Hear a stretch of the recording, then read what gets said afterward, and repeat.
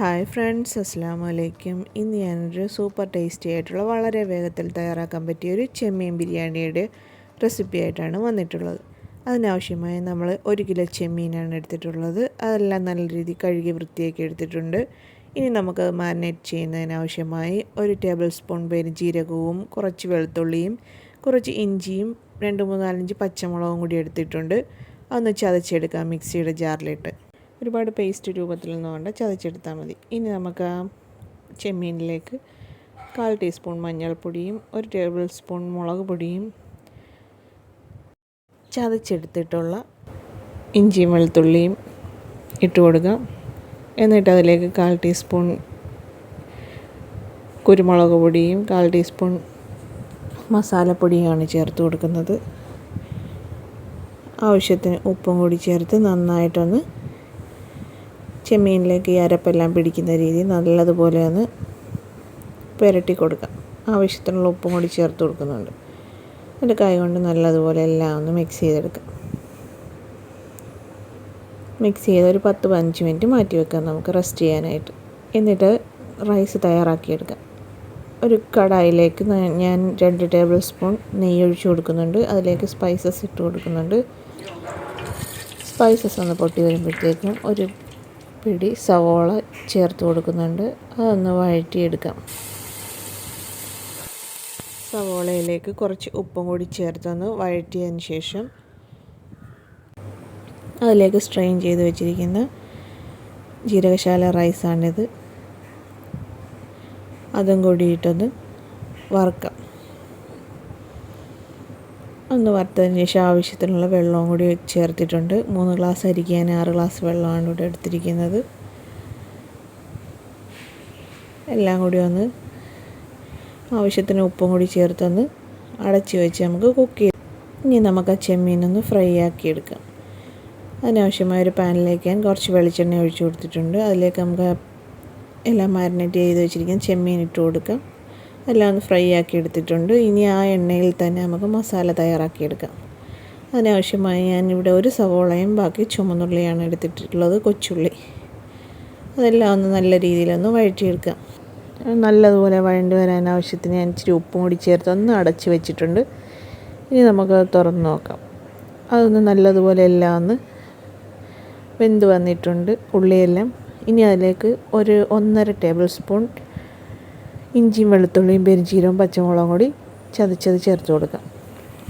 അതും കൂടി ഇട്ട് ഒന്ന് വഴറ്റി അതിൻ്റെ ആ ഒരു പച്ച മണമൊക്കെ മാറുന്നത് വരെ നല്ലതുപോലെ ഒന്ന് വഴറ്റി ചേർക്കാം. ഇനി നമുക്ക് കട്ട് ചെയ്ത് വെച്ചിരിക്കുന്ന 2 തക്കാളിയും കൂടി ചേർത്ത് കൊടുക്കാം. കാരണം കുറച്ച് സ്ലൈസായിട്ട് കട്ട് ചെയ്ത് വെച്ചിരിക്കുന്ന തക്കാളിക്കാണ്.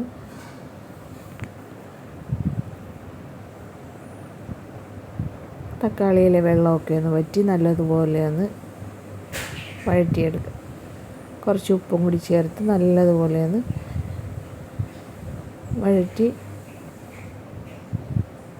വഴറ്റിയെടുക്കുക.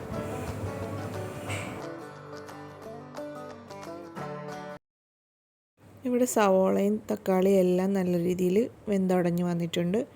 ഇനി നമുക്ക് ആ മല്ലിയിലയും പുതിനയിലയും ഒന്ന് ചേർത്ത് കൊടുക്കാം. അതും കൂടിയിട്ട് നല്ലതുപോലെ ഒന്ന് വഴറ്റിയെടുത്തതിന് ശേഷം നമുക്ക് ഫ്രൈ ചെയ്ത് വെച്ചിരിക്കുന്ന ചെമ്മീനും കൂടി ഇതിലേക്ക് ചേർത്ത് കൊടുക്കാം. ചെമ്മീനും കൂടിയിട്ടൊന്ന്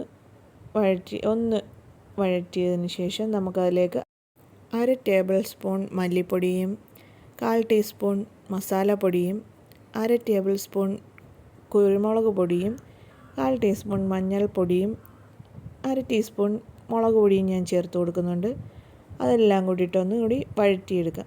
ആ ഒരു പൊടികളുടെ പച്ചമണമൊക്കെ മാറുന്നവരെ വഴറ്റി നമുക്ക് ഫ്ലെയിം ഓഫ് ചെയ്ത് വെക്കാം.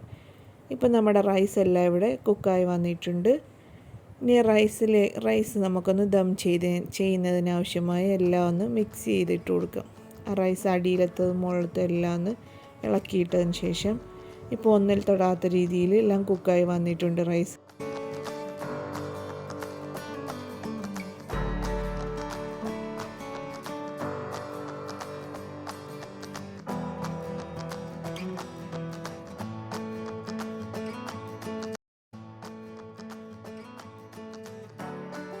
ഇനി നമുക്ക് ദം ചെയ്യുന്നതിനായി മസാലകൾ ഇട്ട് കൊടുക്കാം.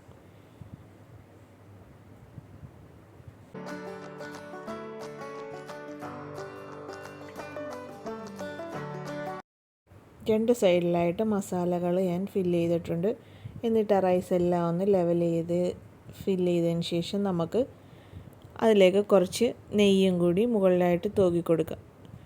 എന്നിട്ട് അതിലേക്ക് മല്ലിയിലയും പുതിനയിലയും 2 സവോളയുടെ ഫ്രൈ ചെയ്ത് വെച്ചിരിക്കുന്ന 2 സവോളയും കുറച്ച് കിസ്മിസും അണ്ടിപ്പരിപ്പും കൂടി ചേർത്ത് കൊടുക്കുക. എന്നിട്ടൊന്ന് അടച്ച് വെച്ചൊരു അരമണിക്കൂർ ദം ചെയ്ത് നമുക്ക് എടുക്കാം.